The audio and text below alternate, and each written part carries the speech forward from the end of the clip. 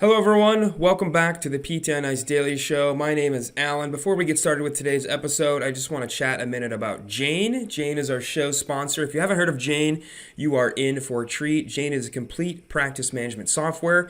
It offers charting, billing, scheduling, telehealth, and more, all through the same platform. Very seamless, very easy to use, very low tech, but you get a lot of bang for your buck with Jane. Most importantly, Jane is a fraction of the cost of a lot of the other EMRs out on the market. You get so many features for a very small price. That's why we love Jane. Jane is very progressive. We love to work with Jane here at ICE. We use Jane in a lot of our own clinical practices, and we can't recommend Jane enough. If you want to learn more about Jane and get started, you can head to jane.app/physicaltherapy and use our promo code for a free 1-month grace period. That code is ICEPT1MO. That's ICEPT1MO. So head to jane.app/physicaltherapy, use that promo code to get started, and give Jane a try. Enjoy today's show. Hello, everybody. Perfect. We are live. Hello, everybody, and welcome to the PT on Ice Daily Show. My name is Christina Previtt. I am one of two lead faculty for clinical management of the fitness, athlete, pregnancy, and postpartum. We have two courses now, super exciting, through our pregnancy and postpartum division. We have our 8-week online course, where our next 8-week cohort is starting February 28th, if you're interested in getting involved in that. And then our inaugural live pregnancy and postpartum course is starting in February. We have a wait list for Hendersonville, but we are going to be in Greenville, South Carolina, and Denver, Colorado, at Onward Denver in March and April. So if you're interested in getting involved in our live course, if you want to learn about internal pelvic floor assessment, I encourage you to go to ptonice.com and check out our live courses. I'm going to apologize in advance if I have bags underneath my eyes. I was on a red eye from Seattle teaching MMOA live.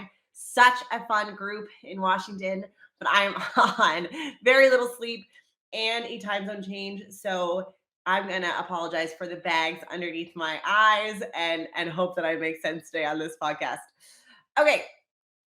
Something that I really wanted to talk about over the last several years, and I would say this trend is probably over the last year, we have had pelvic PTs who are, in a great way, advocating for their role in helping to empower and allow females who are pregnant and birthing people to feel strong, powerful, connected to what the options are when it comes to their birthing experience. And they are starting to become a very pivotal part of the birthing team.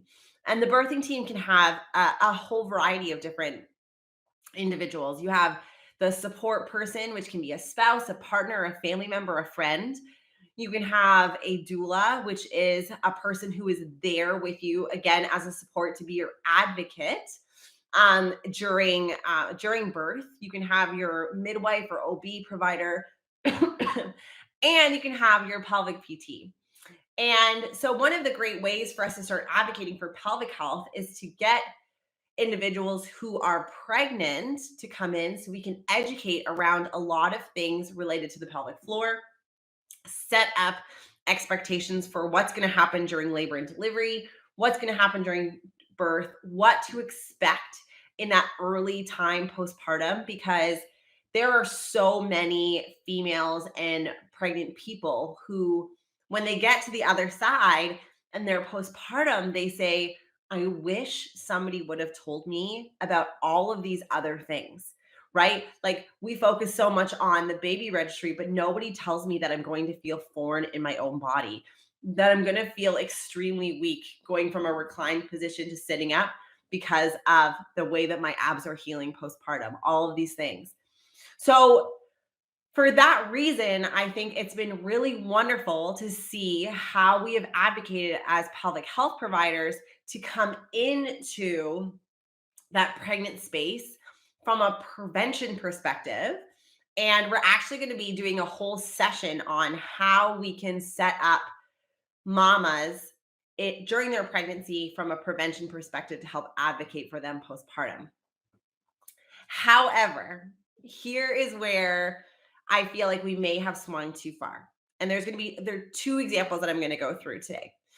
So the first one is that we are starting to get pretty good evidence that birthing on your back in a sacral fixed position can increase the likelihood of higher level tearing of the perineum.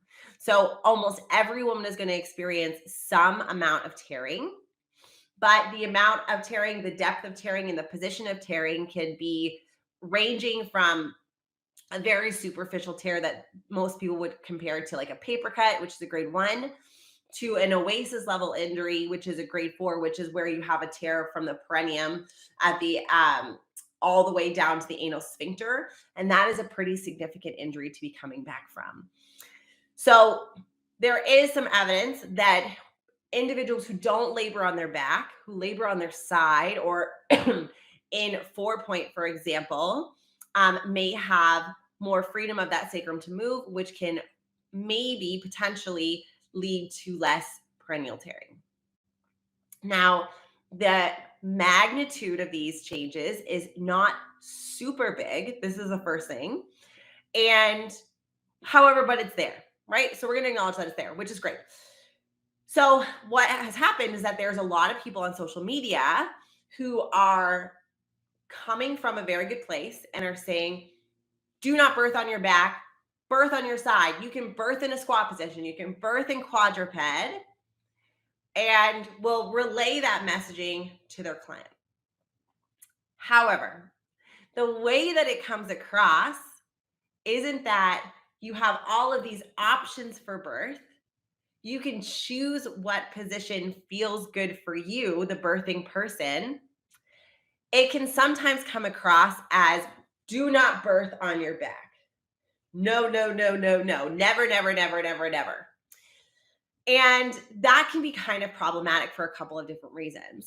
Number one, for your clients, if they want to birth on their back, if situations happen during birth that creates a safer circumstance for them to be birthing on their back, we do not want that client to feel like they have somehow failed, right? Because, my PT told me that it was bad to birth on my back and I birthed on my back and I failed. So that's number one. We never want to set a person up that way. And we know in so many things in PT that as soon as we start talking in absolute language, unfortunately, some of this can happen.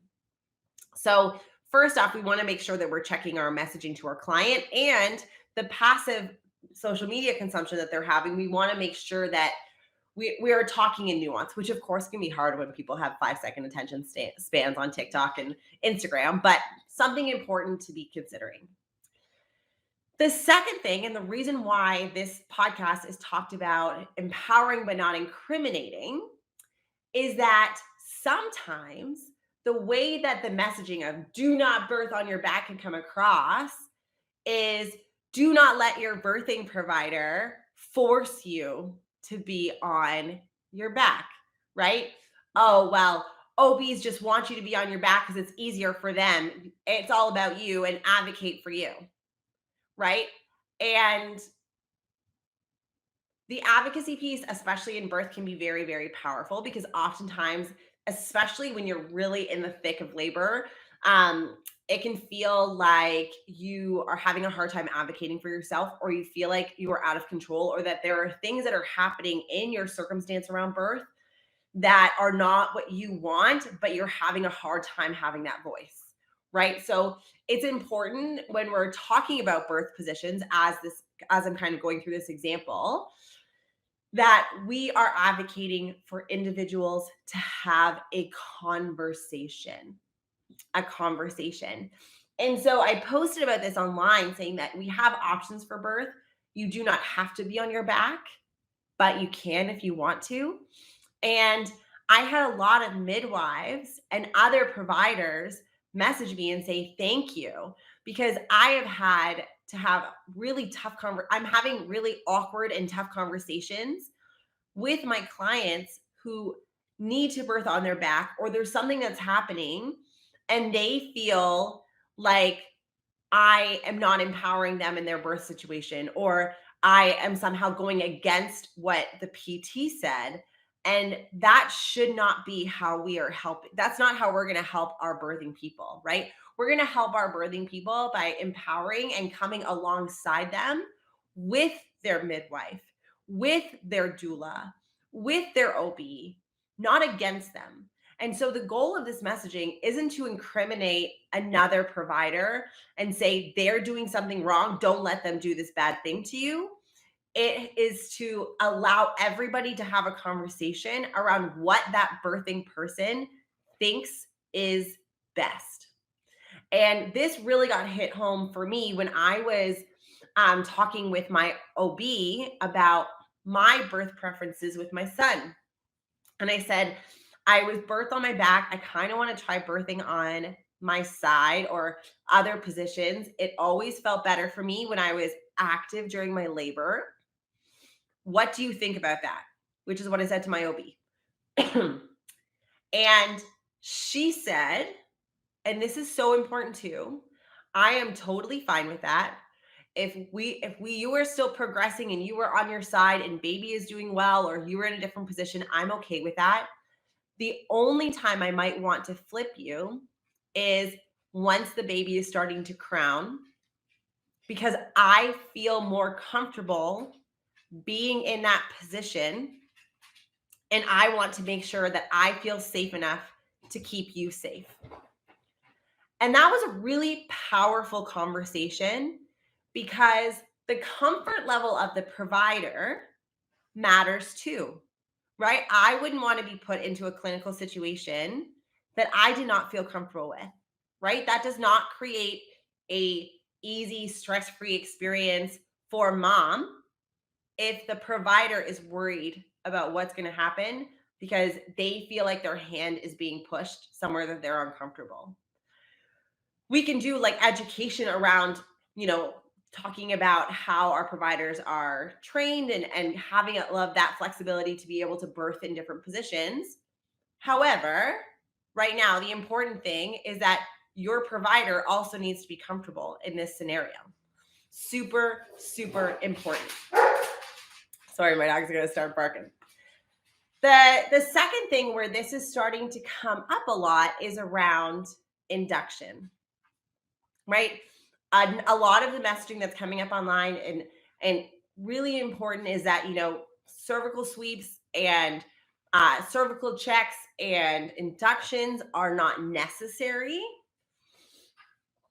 But sometimes the messaging can be, don't let these birth providers bully you into doing things like cervical checks or inductions. Like, you stand your ground, like you do you advocate. And again, our messaging needs to be around, let's empower our birthing person to have a conversation with their birth provider. Let's not say that birth provider is bad because they are suggesting an induction at 39 weeks, especially when we also have evidence for a potential improvement in labor outcomes when we do have inductions at 39 weeks. So all of these things are really important conversations, right? And every provider is going to come within their scope of practice, within their frame of reference. And the goal is that everybody is there to try and help their provider, right? And sometimes, like, some of this evidence that's come out around how there's faster triggers to C-section or more likely to have inductions, like leading up to holidays and things like that, have created this scenario where our empowerment has turned into incriminating. And we are, instead of coming alongside our providers or trying to create relationships with these providers or talk through the fact that this literature is there, then we are starting to, instead of that, we're starting to have almost a little bit of nastiness to our messaging, where we're trying to blame other providers, right? Imagine as a physical therapist, if you were told, well, you guys just put ultrasound on people, right? This wide sweeping brushing statement about PT profession as a whole, you would probably be pretty upset about that. I don't do that. Like, I understand that that's kind of a bias, or an research study came out saying that PTs use ultrasound, or they bill Medicare for ultrasound 50% of the time, whatever. I'm making these things up. But if that happened to our profession, we probably get a little bit up in arms and defensive about it too. And so sometimes that's what I'm seeing happen on the side of the birth provider.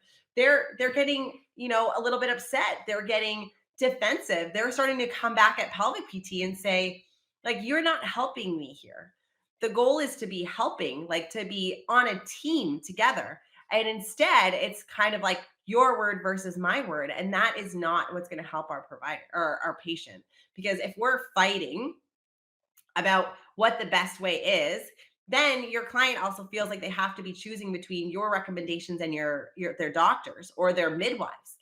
And again, that's not helping. So sometimes we need to reframe some of these conversations. It's super important for us to be educating around the different decision-making processes, the different decision trees that can happen when it comes to labor and delivery, around birth, around birthing outcomes. But we don't want to do it by saying that this person is wrong. We are going to use that messaging to say, this warrants a conversation with your provider. Ask what they think, ask what their comfort level is, and let's continue to have these conversations. And then for us,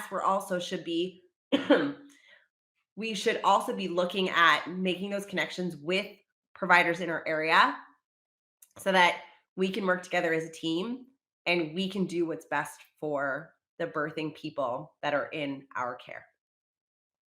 All right, that is my soapbox for today. I hope you all have a wonderful, wonderful Monday. I made it through without falling asleep on that red eye. I will see you all on the podcast in a couple of days or a week. I'm not really sure what day it is today. But have a wonderful week, and we'll talk again soon.